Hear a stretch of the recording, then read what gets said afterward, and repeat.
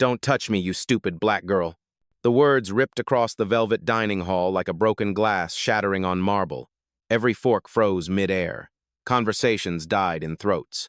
$1,000 bottle of wine kept pouring into a crystal glass long after it should have stopped, the red stream overflowing, unnoticed, dripping onto linen white as bone. The man who spat those words sat rigid, his face flushed with power he did not earn. Just a customer, just another man in a navy suit. But in this moment, he believed the room belonged to him. His voice made it so, or so he thought. The woman he targeted did not flinch. She stood still, tray balanced in steady hands, dark eyes reflecting chandeliers above. She was the only black figure in a sea of white faces. To the room, she was a waitress. To herself, she was more. Much more. Before we continue, where are you watching from? Drop your city or country in the comments below. And if you believe in dignity and justice, hit like and subscribe. These stories spark change, and we're glad you're here. Now, back to her. A cough echoed from the corner, nervous, embarrassed. Chairs scraped as heads turned, searching for someone to break the silence. No one did. The man sneered, dabbing his mouth with a folded napkin as if he hadn't just burned the air. "Why is she even in here?" he demanded, his words sharp enough to slice through the silverware. "She doesn't belong in a room like this." A low murmur rippled across the dining hall. Some eyes dropped to menus, pretending not to hear. Others lingered, uneasy, caught between complicity and conscience. The manager appeared, his stride brisk, his smile forced. He leaned toward the man's table, whispering too loudly, "I'll take care of it." Then to her, "Step aside. You're dismissed." Dismissed. A word like a verdict. Her silence grew heavier, not weak, not frightened. Heavy like thunder waiting behind clouds, heavy enough to change the weather of a room. A young server at the far wall shifted, whispering under his breath, "She didn't do anything wrong." But he said it too softly. Only the nearest table heard. They looked away. They didn't want trouble.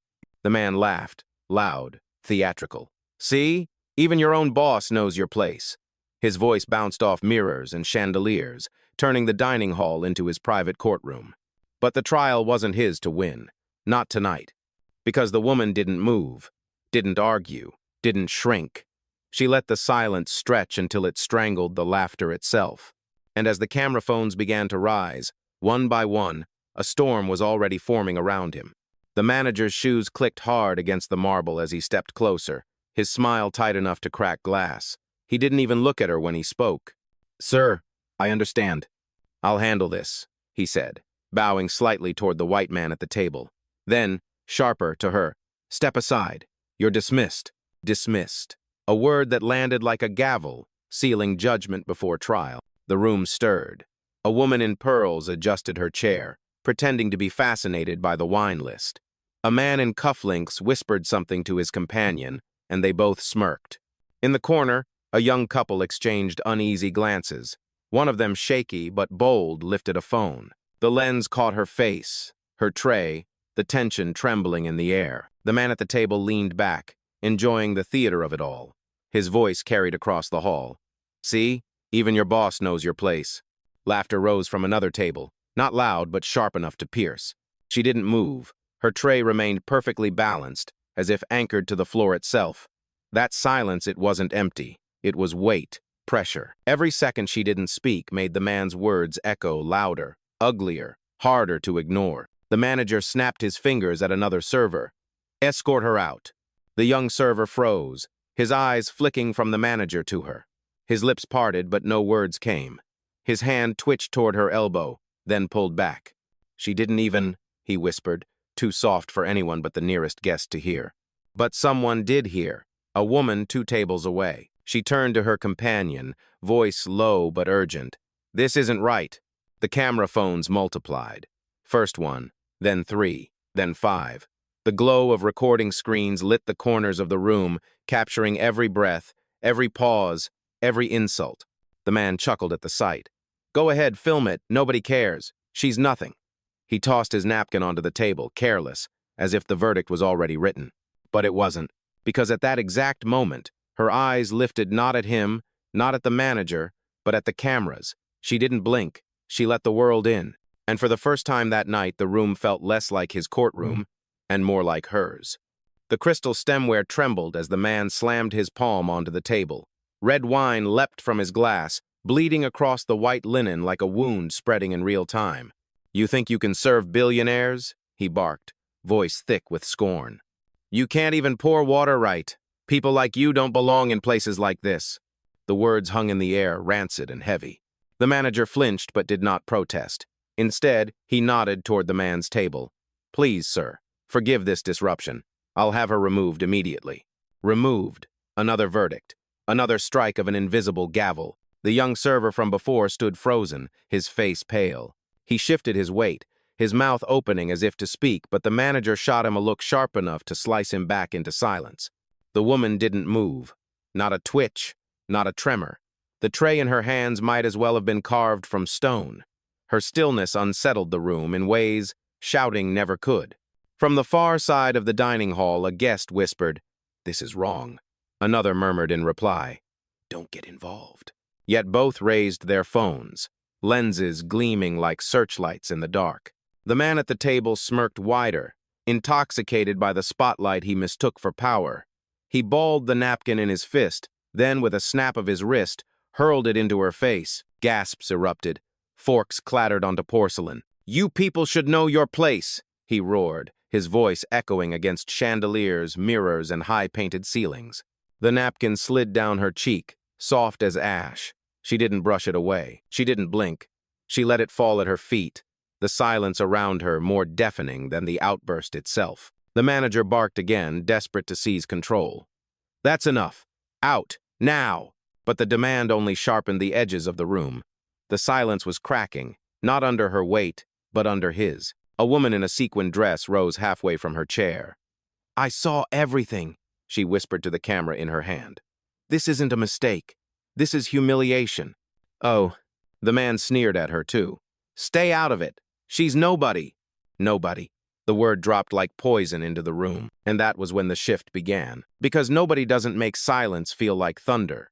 Nobody doesn't stand in the center of a storm and refuse to move. Nobody doesn't draw every lens, every whisper, every ounce of attention without saying a single word. The room knew it. Even if they didn't admit it yet, they felt it. The trial was turning, and the jury wasn't his anymore. The dining hall buzzed with a low, nervous hum.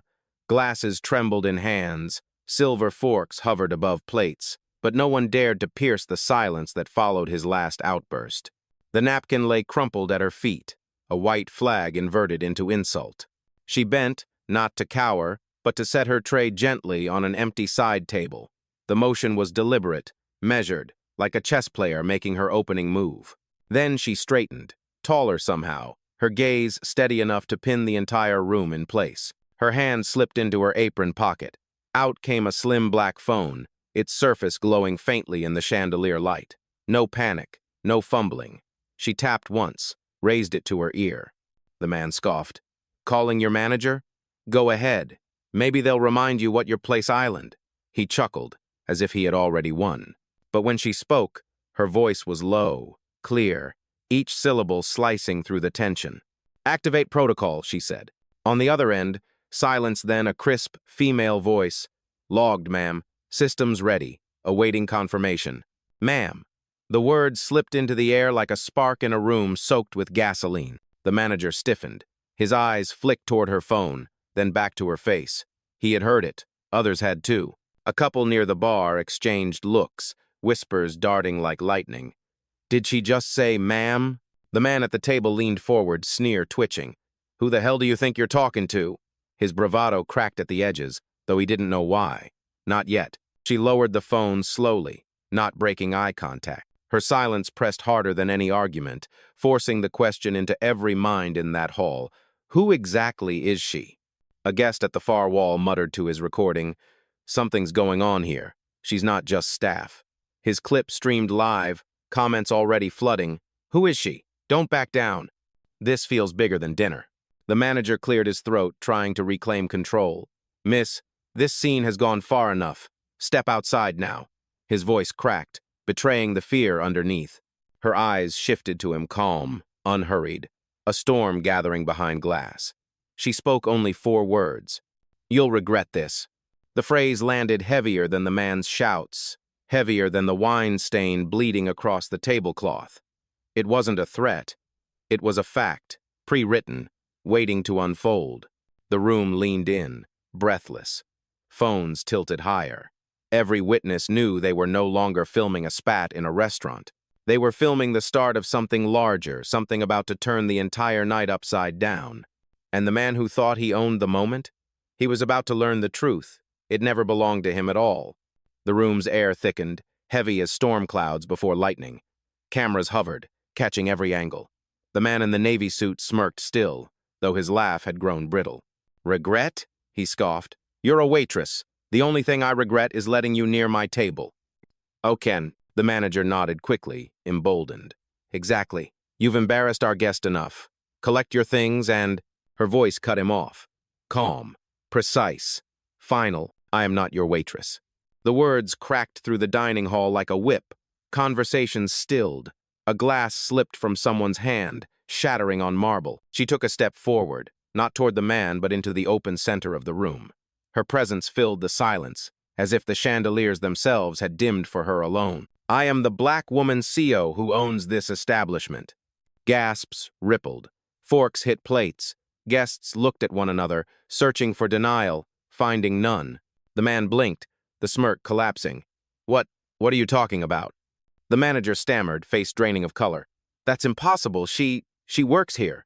She tilted her head, eyes sharp enough to pierce through his disbelief. "Number I own here. Every contract, every key, every paycheck in this room traces back to me." Huh? Phones lifted higher, catching his face paling, catching hers calm as marble. From the bar, a guest whispered into her live stream, "She's the CEO. Oh my God, she's the one." The comments section exploded in real time, words flooding like a dam had burst. "Respect her. Justice tonight. This is history." The man at the table tried to laugh, but it came out fractured, desperate. "You're lying. You're nobody." But the truth was already rooted. Nobody doesn't carry silence like a weapon. Nobody doesn't command a room without raising her voice. Nobody doesn't turn an insult into Judgment Day. Her phone buzzed softly in her hand. A message glowed across the screen. Protocol confirmed. System locked. She didn't even glance down. She didn't need to. She looked straight at him, steady, unblinking. "You called me stupid in a room I built. Tonight, you'll learn the cost of underestimating me." The hall trembled. Not from her volume, she hadn't raised her voice once, but from the seismic shift of power no one could deny. And in that instant, the man who thought he was the loudest voice in the room realized he had already been silent. For a beat, the dining hall froze time, suspended between chandeliers and marble floors. Then the whispers erupted, quick and sharp, slicing through the silence like shattered glass. "She owns this place? Wait, she's the CEO? Oh my God, did you get that on camera?" The glow of phones multiplied. Half the room was recording now, some whispering commentary into their mics, others just letting the image speak louder than words. The manager staggered back a step, his professional mask slipping. That's not possible," he stammered. She's been—" His sentence broke apart under the weight of truth. At the bar, a young woman live streaming wiped tears from her eyes as she whispered, "She stayed calm the whole time, never raised her voice once. And look at them now." The man in the navy suit clung to denial like a lifeline. "She's bluffing. She's nothing. You're all being played." But his voice cracked, raw around the edges. Guests shifted in their seats. Some rose to stand behind her, subtle at first, then bolder. A man in a gray blazer shook his head, muttering, "I've been coming here for years. Never again. Not after this." A mother at the back pulled her teenage daughter closer, whispering loud enough for the live stream to catch, "Remember this moment. This is what strength looks like." The cameras caught everything, the fear in the manager's eyes, the arrogance draining from the customer's face, the quiet certainty radiating from her stance. The dining hall was no longer his stage. It was hers. And the world was watching.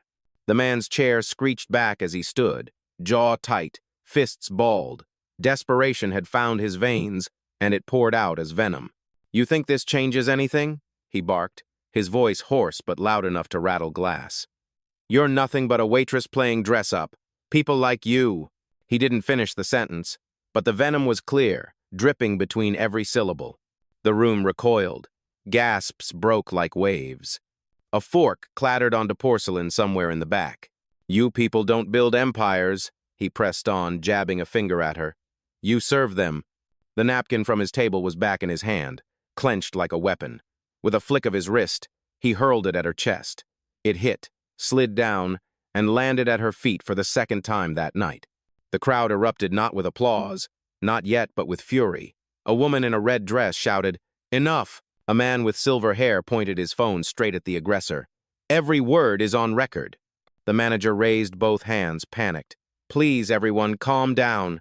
His voice was drowned out by the rumble of voices, a wave building, unstoppable. She hadn't moved, not when the words cut deepest, not when the cloth struck her again.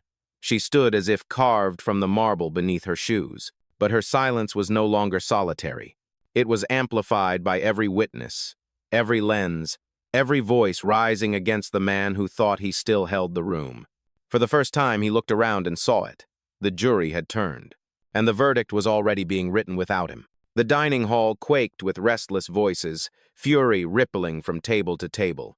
Yet at the center of it, she remained unshaken, still as stone, eyes locked on the man who had just hurled his last insult. She lowered her gaze to the phone in her hand. The screen glowed, a quiet promise of what was coming. One tap, and the storm shifted. "Activate full protocol," she said, her voice low but carried on the stillness.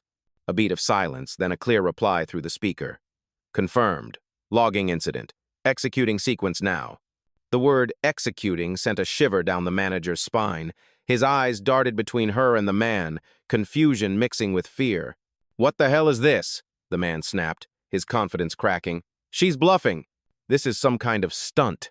But phones buzzed around the room. Notifications pinged in pockets. Guests gasped as they glanced at their screens, an official statement flashing across the restaurant's internal system.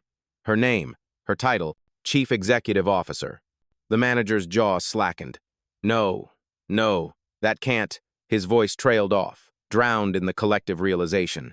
She stepped forward, each movement deliberate, like a verdict walking into place. "Every contract tied to this room flows through me," she said. "Every paycheck, every deal, every privilege." The man shook his head violently, refusing the truth. "You don't scare me. You can't." His protest cut off when his phone lit up in his own hand. A message blinked across the screen. "Access suspended.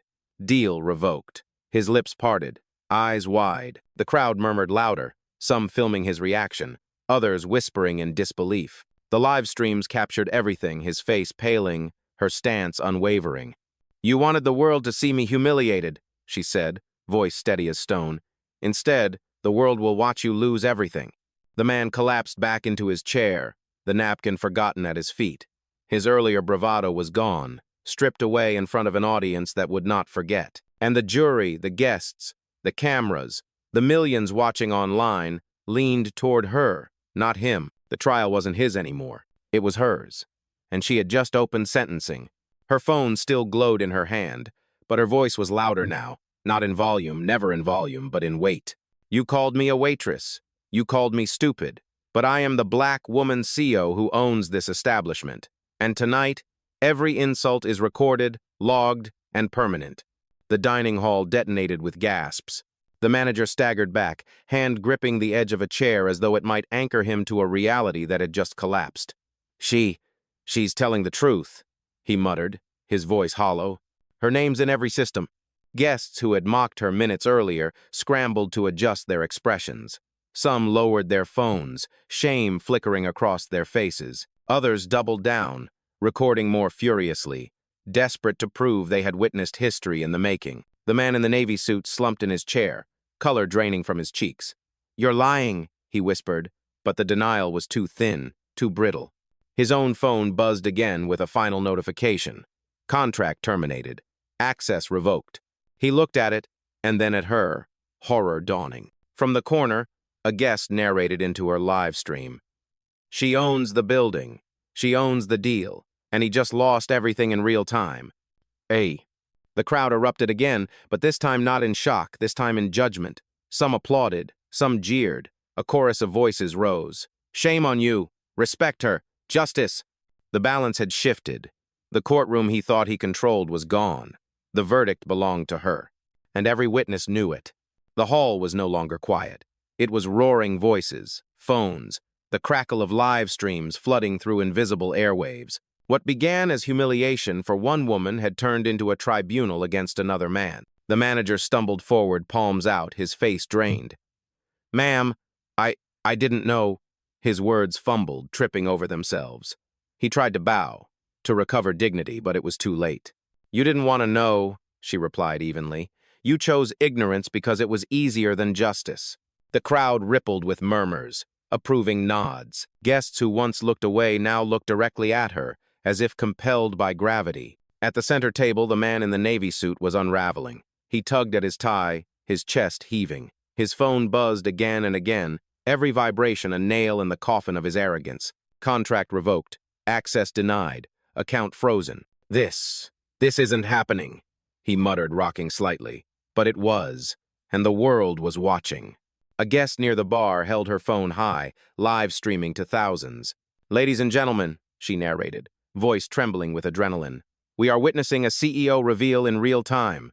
He insulted her, called her stupid, and just lost a multi-million-dollar deal in front of everyone. Comments scrolled faster than eyes could follow. Powerful. History. This is why silence matters. Justice live. The manager sank into a chair, burying his face in his hands. The staff whispered among themselves, fear rippling through their ranks if she was CEO. Then their jobs, their futures, rested in the very hands they had dismissed minutes earlier. Meanwhile, guests began to clap. First a smattering, awkward and tentative, then stronger, louder, until the applause rolled through the dining hall like thunder. The man who had mocked her buried his face in his hands. Camera zoomed closer, catching the sweat on his brow, the panic in his eyes. And she? She didn't smile. She didn't bask. She simply stood, still as stone, allowing the storm she had summoned to wash over the room. The courtroom was hers now. The jury had spoken. And the sentence was only beginning. The applause rolled through the dining hall like thunder across a valley, loud, righteous, unstoppable. But when she raised a single hand, palm open, the sound cut instantly. Silence spread, taut and absolute. That was her authority. Not demanded, not begged for. Commanded. Her eyes locked on the manager first. He sat collapsed in a chair, his once polished suit crumpled, his hands shaking as if even his bones knew what was coming. She stepped closer, her heels clicking like a slow drumbeat of justice. "You tried to dismiss me in my own house," she said. Her voice was low but carried to the farthest wall, sharp and unbreakable. "You sided with insult over dignity, and you thought you would get away with it." "Ugh." The manager swallowed hard, his Adam's apple bobbing like he was drowning. "Please, ma'am, I didn't know." She cut him off with a look. "You didn't want to know. Ignorance was easier than integrity, and now it costs you everything. Effective immediately, your employment is terminated. Your credentials are revoked. You are finished here." Gasps rippled among the staff. One waitress covered her mouth. Another whispered to a colleague, "He's really done." The young server, the one who had tried to defend her earlier, stood taller now, silent vindication burning in his eyes. Two security officers appeared at the edge of the room, drawn by an unspoken summons. She gave them a single nod. The manager stumbled as they approached, his pleas dissolving into empty echoes. "Wait, please, this is a mistake." He was escorted toward the exit, the click of his shoes against marble sounding less like protest, more like punctuation. Then her gaze shifted. Every camera swung with it, every phone tilted higher. The man in the navy suit froze under the collective lens, his arrogance stripped bare. He tried to sneer, but his face betrayed him. Pale skin, sweat glistening on his temples, lips trembling around words that refused to come. His phone buzzed again in his hand, vibrating against his palm like judgment itself. He looked down. The screen glared back. Deal canceled. Account suspended. Blacklisted. She spoke slowly, each word precise, deliberate. "You mocked me. You demeaned me. You tried to erase me with one word. But tonight, the only thing erased is your credibility." His mouth opened, but only a wheeze came out. He shook his head as if denial could undo the truth unraveling in front of him. "You are banned permanently from every property I own," she continued, her voice steady as a judge delivering sentence. "From every room I command, from every deal under my signature. You called me stupid in a place I built. And now, You learn what that insult cost you. The crowd reacted instantly. Some applauded, sharp claps ringing like verdict stamps. Others hissed at the man, jeering openly. A guest near the bar, still live streaming, spoke breathlessly to thousands watching online. "This is it, she just ended him. You're witnessing history." The man sagged in his chair, eyes darting around for support he no longer had. None came. Even those who had laughed with him minutes earlier now stared coldly, unwilling to share in his downfall. Security moved in again. He didn't resist. His defiance had evaporated with his status. One guard took his arm, the other gathered his discarded coat. Slowly, he was lifted from his seat, his head bowed, the phone in his hand buzzing uselessly with the final notifications of his downfall. The dining hall watched as he was led to the door, every step echoing like the toll of a bell. His voice was gone. His power was gone. All that remained was silence. Her silence, sharp and sovereign, because justice had not screamed tonight. Justice had whispered, waited, and then struck with precision. And now, justice was complete. The heavy doors shut behind the man in the navy suit, his footsteps fading into nothing. For the first time all night, the dining hall exhaled. A storm had passed, but the air was still charged, alive with awe. She remained at the center of the room, her silhouette framed beneath the chandelier, not by accident but by inevitability. The tray she had set down earlier rested untouched on a side table, a symbol now of what they thought she was, and what she truly was not. Every phone in the room still pointed toward her. Live stream comments cascaded faster than lightning, flooding in from every corner of the world. History unfolding. This is power. She didn't need to yell once. The young server who had hesitated earlier stepped closer, his voice shaking but firm. "Thank you for not letting them erase you." His words broke something and the crowd applause swelled again, not scattered this time, but unified, rolling through the marble and glass like a tide. She raised her hand once more, and silence returned, tighter and sharper than before. The authority of a single motion. Her eyes swept the hall, meeting faces one by one, the ashamed, the proud, the fearful, the inspired. Then she spoke. "You all witnessed tonight what happens when prejudice meets truth, when arrogance collides with dignity. You saw a man call me stupid, and you saw how quickly his empire fell apart, not because I shouted louder, but because I didn't need to. The words carved themselves into the walls. Silence is not weakness. Silence is preparation. Silence is power waiting for the right moment to speak. And when it speaks, it does not argue. It does not plead. It ends." The room held its breath. She took another step, voice steady, measured, undeniable. To anyone watching here in this room, or through a screen somewhere across the world, remember this. Power is not in the insult. Power is in the response.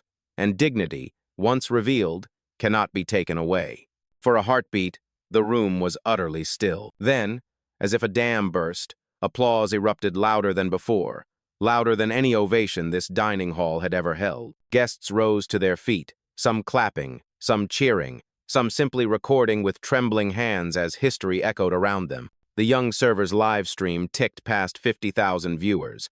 The chat scrolled like a river of fire. Standing ovation. Justice served. Never underestimate a black woman CEO, but she didn't bask in it.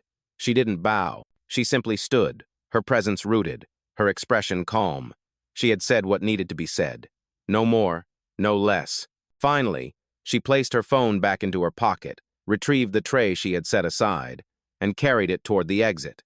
The gesture was quiet, deliberate, almost poetic, the symbol of what they mistook her for and what she transcended left with her, as if to remind them of the difference between service and servitude. As she passed through the door, her last words lingered, echoing long after her footsteps faded. "You thought I was beneath you. Tonight you learned I was above you all along." The screen cut to black, and the world, watching through 1,000 lenses, understood. Justice doesn't need rage to roar. Sometimes, justice walks in silence, until silence itself becomes the loudest sound in the room.